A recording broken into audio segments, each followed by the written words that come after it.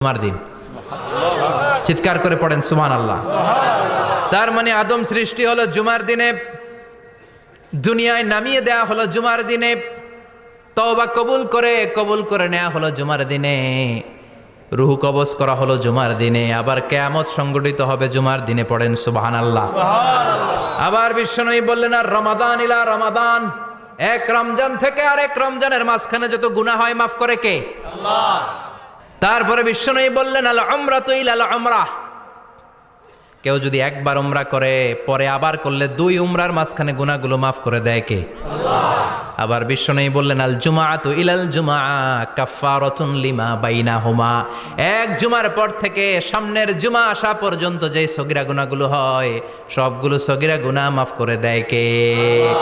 তার মানে জুমার দিন গুনাহ মাফের দিন। সারা সপ্তাহে ভুল ত্রুটি অন্যায় যা করলাম জুমার নামাজের বদৌলতে সব